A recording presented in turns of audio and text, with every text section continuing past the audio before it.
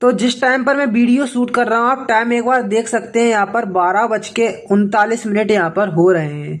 तो आपके बहुत सारे कमेंट के बाद जो कल का सुबह 9 बजे यहाँ पर सेठ सी का त्रैमासिक पेपर यहाँ पर जो नवी वालों का हिंदी विषय का होने वाला है, वह यहाँ पर मैं पूरी तरह से सॉल्यूशन के साथ लेकर आ चुका हूँ।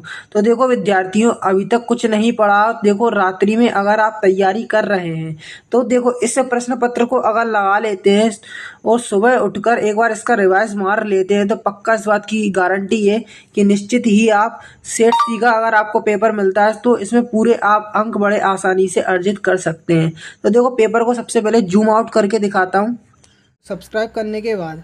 तो यहाँ पर जो पेपर का सेट सी का जो पहला क्वेश्चन आपको देखने को मिलने वाला है, मैं आपको बता दूँ सही विकल्प टाइप का है। तो सबसे पहले मोबाइल की ब्राइटनेस को ही बढ़ा ले जिससे आपको हर एक शब्द ढंग से दिखेंगे। तो पहला क्वेश्चन देख सकते हैं, कबीर की एक रचना है तो क्या है, साकेत, कुरुक्षेत्र, यामा या बीजक। तो यहाँ पर इसका आंसर क्या हो जाएगा, बीजक। ठीक है, वीडियो की क्वालिटी को यहाँ पर आपको हाई भी कर लेना है, वीडियो की क्वालिटी को आप हाई कर लें और दूसरी चीज़ एक और ब्राइटनेस को बढ़ा लें। ठीक है, अब प्रेम वाटिका के रचनाकार है तो कौन है, रसखान है। यहाँ पे कौन है, रसखान। आगे के ऑप्शन देख सकते हैं, मीराबाई जायसी तो रसखान थे, मैंने पहले ही बता दिया था। हिंदी साहित्य का स्वर्ण युग माना गया है तो किसको, भक्ति काल को यहाँ पर माना गया है।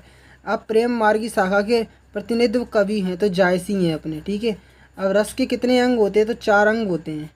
ठीक है, अब कामायनी क्या है, एक महाकाव्य। क्या है, महाकाव्य। अब रस को काव्य की क्या बोलते हैं अपन, रस को काव्य की यहाँ पर आत्मा कहते हैं। ठीक है, आत्मा क्या कहते हैं, आत्मा अपन कहते हैं। इसकी पीडीएफ फाइल भी डाउनलोड करना बताऊंगा तो वीडियो को आप बिल्कुल भी छोड़े ना, बिल्कुल शुरू से लेकर आखिर तक देखें क्योंकि बीच में मैंने पीडीएफ फाइल भी डाउनलोड करने का तरीका बताऊंगा। तो यहाँ पर दूसरा क्वेश्चन देख सकते हैं, करुण रस का स्थायी भाव क्या है, तो शोक हो जाएगा अपना, शोक। प्रेमचंद्र हिंदी के साहित्यकार थे। ठीक है, एक अंकी में कितने अंक होते हैं, तो 1 अंक होते हैं। आगे देख सकते हो, वे शब्दांश जो शब्द बनाते समय आरंभ में आते हैं तो उन्हें क्या बोलते हैं, प्रत्यय बोलते हैं। नानी के मन में देश के आज़ादी के प्रति क्या था, जुनून था। ठीक है, अब मैचिंग आप देख लो कैसे मैच करना है। तो छायावादी कौन थे, तो छायावाद यहाँ पर देख लो, छायावाद। तो यहाँ पर छायावाद की मैचिंग किससे मिलेगी, यहाँ पर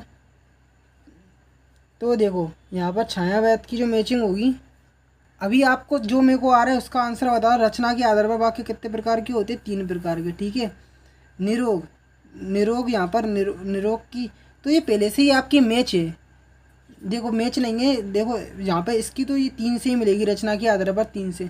निरोग की मैचिंग अभी रुक जा, प्रेमचंद्र, प्रेमचंद्र प्रेमचंद्र की मैचिंग देख लेंगे। अब काव्य की शोभा बढ़ाने वाले तत्वों को अलंकार बोलते हैं। ठीक है, इसको अलंकार कर लो।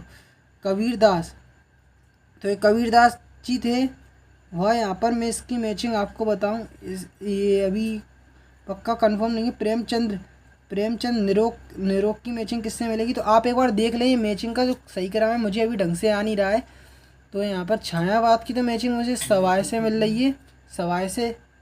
कबीर, तो कबीरदास जी है, कबीरदास की मैचिंग किससे मिलेगी, यहाँ पर सेवा सदन। तो आप मैचिंग अभी मैं कंफर्म आ नहीं रही है तो आप मैचिंग को एक बार खुद देख लें, स्क्रीनशॉट ले लें और फिर खुद से मैच कर लें। अब यहाँ पर आगे देख लो आप, यहाँ पर एक वाक्य वाले आपको प्रश्नों के उत्तर देना है तो मैंने इसको सोल्व कर लिया है। तो विदेशी भाषाओं में आय शब्द क्या कहलाते हैं, तो विदेशी भाषा में आय शब्द कहलाते हैं क्या, विदेशी शब्द। आँख का तारा होना मतलब बहुत प्रिय होना। लेखिका के नाना नानी पढ़ाई करने कहाँ गए थे, लेखिका का नाना नानी नाना पढ़ाई करने कहाँ गए थे, तो इंग्लैंड गए थे। हिंदी का उपन्यास सम्राट किसे कहते हैं, तो अमर शर्मा प्रेमचंद्र को कहते हैं, मतलब या फिर प्रेमचंद्र को कहते हैं। उनका पूरा नाम क्या था, प्रेमचंद्र का अमर शर्मा प्रेमचंद। ठीक है, अब संस्मरण किसे कहते हैं, किसी व्यक्ति के संबंध में लिखे गए ग्रंथ को संस्मरण कहते हैं, किसी व्यक्ति के संबंध में लिखे गए ग्रंथ को संस्मरण कहते हैं। ठीक है, अब रसखान किसके अनन्य भक्त थे, कृष्ण जी के थे, किसके, कृष्ण जी के। अब मैं आपको इस पेपर की पूरी पीडीएफ फाइल डाउनलोड करने का तरीका बताता हूँ। आप भी यह पेपर की पीडीएफ फाइल डाउनलोड करना चाहते हैं तो आपको सर्च करना होगा क्लास 9th का पेपर है ना, तो क्लास 10th नहीं, क्लास 9th हिंदी त्रैमासिक पेपर, क्लास 9th हिंदी त्रैमासिक पेपर। ठीक है, और सर्च कर देना है क्लास 9th हिंदी त्रैमासिक पेपर। सर्च करेंगे तो आपको कई सारी वो दिख जाएंगी वेबसाइट पर। इसके पीछे आप हिमालय सर लिखेंगे तो यहाँ पर जो मैं PDF दिखा रहा हूँ वह PDF आपको मिल जाएगी।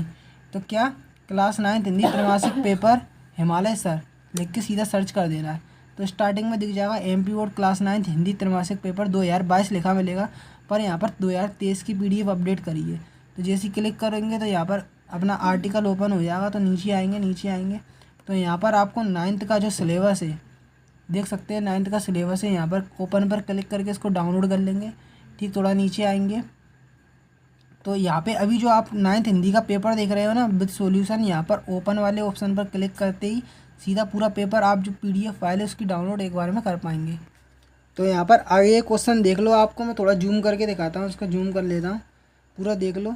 यहाँ पर रस खान किसके अनन्य भक्त थे? कृष्ण जी के थे। तुलसीदास जी रीति काले कवि हैं, तो एक कथन गलत हो जाएगा, भक्ति काले कवि हैं। ठीक है, खंड काव्य में अनेक सर्ग होते हैं, तो एक सर्ग होता है, तो ये कथन गलत हो जाएगा। जूली बेलों को देखकर गदगद हो गया, तो ये कथन बिल्कुल सही है। अब आगे क्वेश्चन देख सकते हैं, ईश्वर कावा कैलाश में मिल सकता है, तो ये कथन बिल्कुल सत्य हो जाएगा। मात्रिक छंद में मात्राओं की गणना की जाती है, तो बिल्कुल कथन सत्य। शब्द के आगे जुड़ने वाले शब्द को उपसर्ग कहते हैं, तो ये कथन सत्य है। मानसरोवर से कवि का क्या आशा है, आपको बताना है। छायावाद की प्रमुख 2 विशेषताएं लिखना है। हथकड़ियों को गहना क्यों कहते हैं, आपको बताना है। वीर रस किसे कहते हैं, आपको बताना है। वीर रस, ठीक है। उदाहरण सहित मुहावरे अथवा लोकोक्ति में अंतर, मुहावरे और लोकोक्ति में अंतर। नई कविता की 2 विशेषताएं तैयार करके जाना है। यमक अलंकार की परिभाषा उदाहरण सहित लिखना है। छोटी बच्ची को बेलों के प्रति प्रेम क्यों उमड़ आया, आपको अपने शब्दों में लिखना है। रीढ़ की हड्डी एकांकी का उद्देश्य आपको लिखना है। छायावाद की 2 विशेषताएं आपको बताना है। मानवीय अलंकार की परिभाषा उदाहरण सहित आपको देना है। मात्रिक छंद किसे कहते हैं, किसी एक मात्र छंद का आपको नाम लिखना है।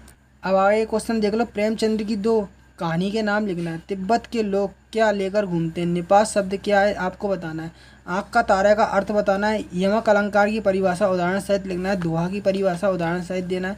एकांकी की 2 विशेषताएं बताना है। गद्य साहित्य से क्या आशा है, आपको बताना है। प्रत्यय किसे कहते हैं, 2 उदाहरण आपको बताना है। उपसर्ग किसे कहते हैं, 2 उदाहरण बताना है। अरहर और समय के खेत कवि को कैसे दिखाई देते हैं। हथकड़ियों को गहना क्यों कहते हैं, आपको बताना है। माखनलाल चतुर्वेदी और रस खान की 2 रचनाएं लिखते हुए विशेषताएं बताना है। महादेवी बरा प्रेमचंद्र की 2 रचनाएं लिखते हुए भाषा शैली की विशेषताएं आपको बताना है।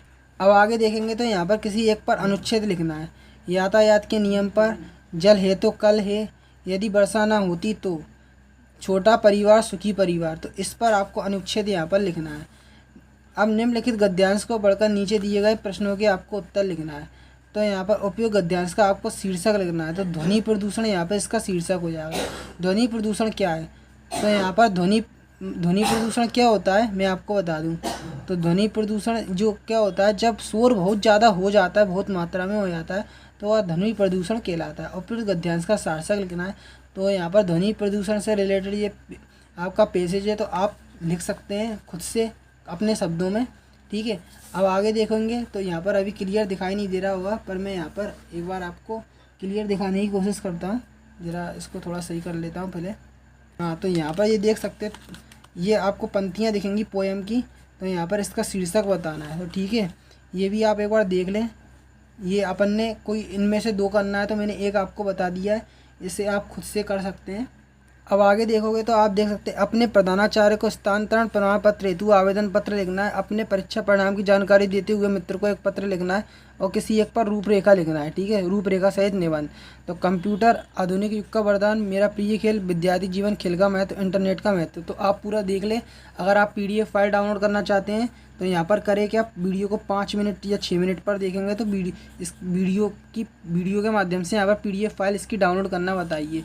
ठीक है, तो 5-6 मिनट पर देखेंगे वीडियो को तो PDF फाइल आसानी से डाउनलोड कर लेंगे। और एक बात और मैं बता दूं, यहाँ पर सभी सेट की मैंने वीडियो डाल दी है। Set A, set B, set C, तीनों की वीडियो इसी चैनल पर डली हुई है, तो देख सकते हो आराम से।